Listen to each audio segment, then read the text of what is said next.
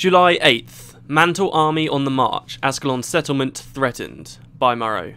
A massive White Mantle army now marches on Lion's Arch to crush the Shining Blade, Salma and the Lion Guard. But before they reach their final destination, the White Mantle appear to have vengeance in mind. Rebel scouts have reported that the White Mantle have swung towards the Ascalon settlement in North Kryta province. I fear that they may try to take revenge on the Ascalonian settlers there for the participation of the Eben Vanguard in the rebel movement.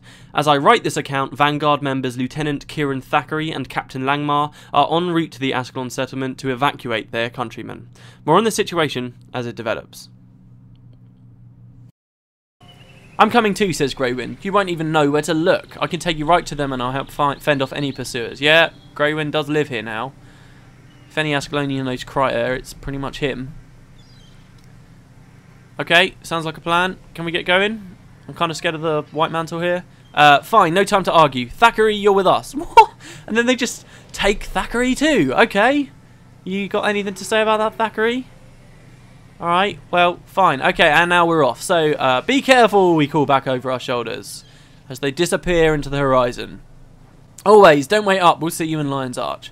So everybody's getting split up. I do love a story where people get split up. It's brilliant. Okay, so they're off. And now, essentially, always don't wait up. We'll see you in Lion's Arch. I think that's it, basically. Now we just run. I can't remember any more dialogue in the entire quest.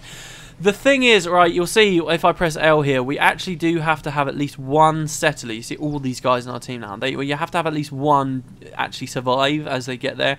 I don't think I've ever played where they've all survived. I suppose you could tactically flag your team back. And like, so hold them off every now and then. Or if you were playing with people, you could always have a tank of some description, sort of stand back to hold them off, of course, to keep all of the settlers alive, if that's really what you care about. But I think you only really need one up. Do notice, obviously, they're level 10. They're all monks. They're quite interesting. I haven't mentioned this since we were in the Echovald Forest, but monk is kind of like the default profession for Guild Wars. If they're not supposed to have a profession or that doesn't come into it, they're usually just monk. There's and I say Echovald Forest because there's a quest there you might remember where some people are talking about some Kurziks, I think it is. No, they're definitely Kurziks, but I can't remember what the context of the quest is. But they're essentially sitting there talking about how they want to join, but it's not where they want to become juggernauts, but they're talking about actually getting professions, and they're actually already monks. Shit, where are we going? Oh, they're heading us off like that?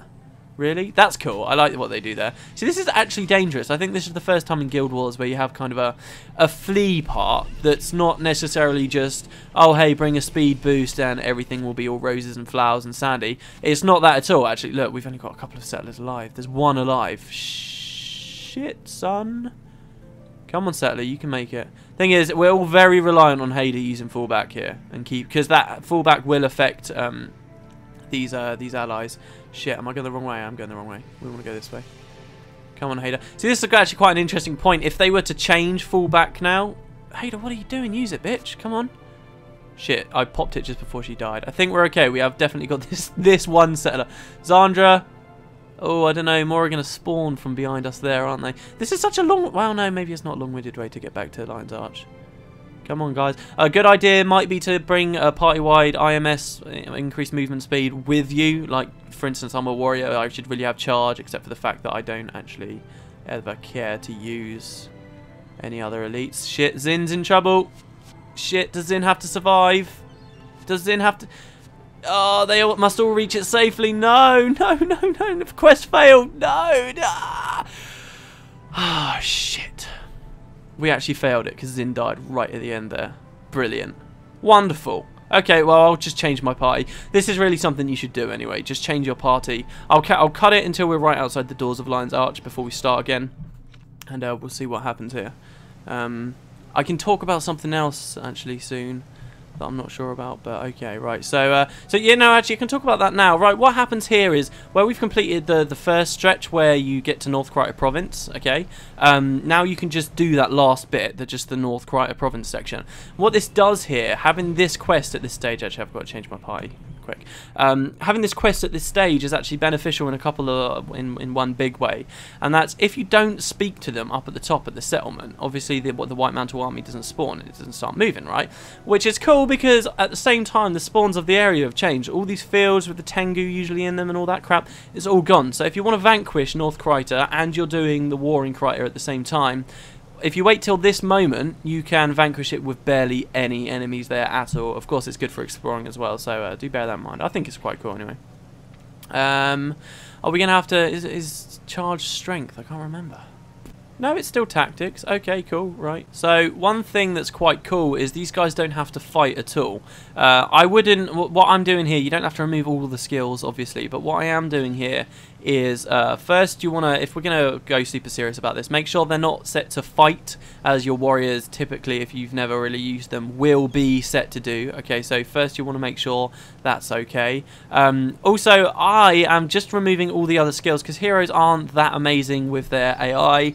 At the end of the day, if you're not going to really be using the heroes for anything else, or you've got builds saved, then it doesn't matter so much. Particularly this stuff like this, shit like this, healing signet, I wouldn't use this. Just I wouldn't want to risk it. So just make sure that that's all okay. I'm bringing lots of copies of charge here. Well, I'm going to bring 2 copies of charge. One thing to bear in mind is obviously these won't stack with each other. I don't know how good heroes are a bit weird. Sometimes they're okay and they can chain these skills up properly. I'm looking in strength again. There we go. But oftentimes they're not very smart with it, so do watch out for that. If I were you, I'd make them warrior paragons and go max out their command as well and bring fallback too if you've got that unlocked. Would be a good idea, just so that you've got plenty of copies going around. Like that. There's also retreats. I can't remember what that is. I thought that was tactics as well, to be honest. But I guess not. Maybe it moved at some point? Huh, I can't find it. Well, whatever. One thing I wouldn't advise doing when you're doing this, if you're going to be changing your builds and stuff, one thing I wouldn't advise doing is using stuff like shared burden to try and snare the armies. One, because that's going to put, and this is the main reason really, it's going to put whoever's casting it way too close to them, way too far in range. If everyone else is running away, then obviously that's going to be a massive pain, especially for any healers to quickly pick up the heals. That would just suck. They're probably going to die straight away, and even if they don't, you're going to be snaring them, but as we've seen, like, more groups just spawn in constantly. It's not always going to be that same group that's chasing you. The hexes will run out. They'll have ways to... It's just do not bother with it. I really, really wouldn't. The only one I would possibly think of using is something like coward or something. So like if one's broken away and is really close to you, because that's a shout that you can easily micro. It's not going to stop your hero from moving or set your hero to attack or anything like that. Speaking of which, is Jorah set to attack? She is. Yeah, you got to watch that. You got to watch that. In fact, I'd go to avoid combat really. But yeah, that's pretty much all I got to say about that. I probably should have talked about it all as we were running. I'll cut it until we're on our way. Alright, here we go, round 2. We are on our way. Be careful, Thackeray, and he's off. Okay, so here we go again. What was that other thing I was going to mention, actually, as we were walking up? Oh yeah, actually, I wouldn't use anything like celerities or any kind of movement buffs or any kind of movement buffs that only work on your party. So like individual movement buffs, you might think, oh, why don't you just put something like Enraging Charge or Sprint or something on all your warriors or something? Why does it have to be? Well, that's because obviously you're escorting these jerks as well, right? You've got Livia's in, Blim, and all the settlers to protect too. Using allied party-wide boost, well, allied global boosts, I suppose you could call them, will actually help these guys keep up with you and move along with you. And obviously if one of them does get caught behind, that's fine. If it's one of the really important ones, I'm not sure what to say about that. They do tend to be at the front though, because obviously here, your allies aren't programmed to simply follow you. They're programmed to walk in a specific path, and quite a clever one, because they'll always be walking along with you. So while in other areas of the game, allies that are just set to follow you, so like think of like oh, there goes one. Think of like minion masters. These guys aren't infused either, so that's pretty damn bad. Think of like minion masters, where those bone horrors have got really poor AI, and it's not necessarily that they walk slower than you, it's just that it takes your hero necromancer a while to realise that he's following you, and then it takes the minions a while to realise they're following him, and they always get caught out and they really get caught behind. So do watch out for that. I just wouldn't use any other boost. You need to be able to boost these guys along with you. Well, how did Casey still get picked off? God damn. Oh, Farmer Dirk. Well, that's not failure there, even though he's a named NPC. Come on. Zin's being hurt again. Zin, what is going on, man? Come on.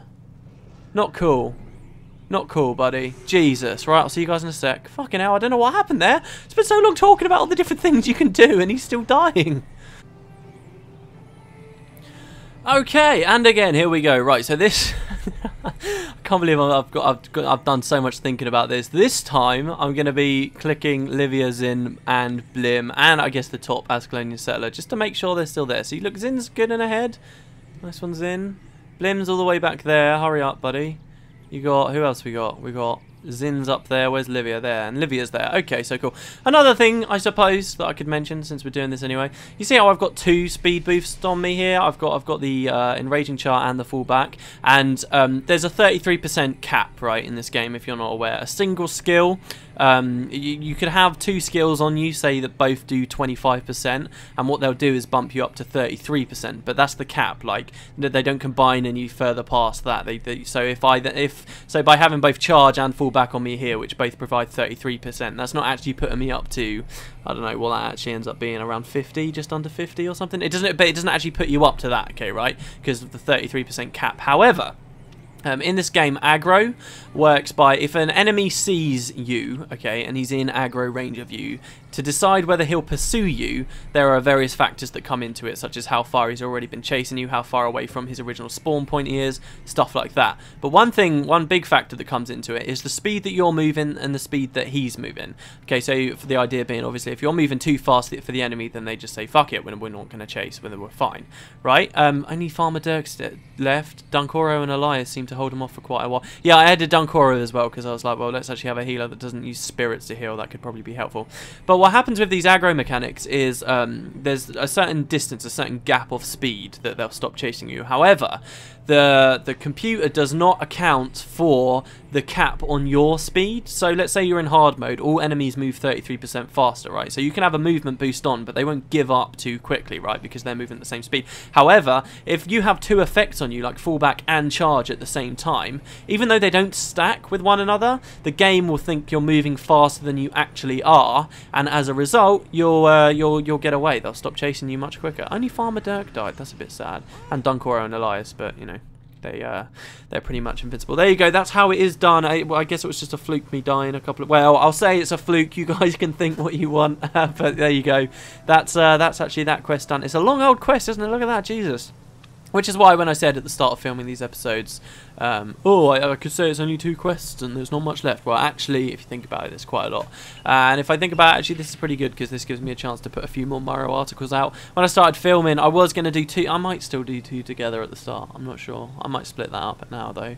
But yeah, we have still got a few Mario articles left. I've really not been very good at predicting how many of those we've got left. But in any case, we'll come up here and speak to Salma. Oh no, I have to put both in because I actually mentioned in the video we had to.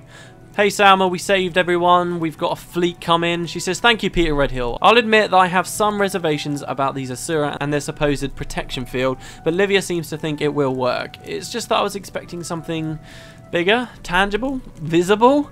Well, no, yeah, don't worry about it, Salma. We were all expecting something decent. Well, no matter, it's too late for that now. At least my scouts tell me that Bartholos's fleet has been sighted and will be docking shortly. Sweet. So you can't go out into Lion's Arch and look, though. You still just see that ship from Ore there and nothing else. But, well, no, there's a couple of ships on there, but one of them's from Ore. In any case, yeah, you don't see his fleet there, which would be way too much to ask, but, you know, I do have a nice image in my head of loads of ships out there dotting the horizon. Right on time, considering the White Mantle are seething just beyond our gates. Let us all pray to the gods that victory will find us in this battle. Captain Greywind? No, I haven't seen him, or Langmar, or Thackeray. I assumed they were with you and the rest of the Ascalon settlers. They probably had to divert further east to avoid the army. I'm sure they're fine. I hope you're right about that, Salma. Okay, there we go. So we get our reward. Hell yeah, we get 3k for that. Pretty damn good. I might not have made it look that easy, but it's not actually too hard of a quest.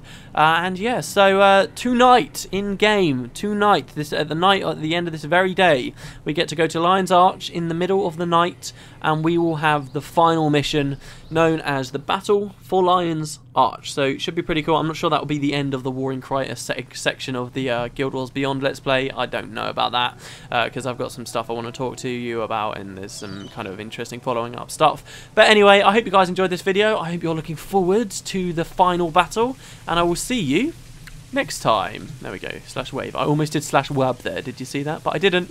I'll see you next time, guys.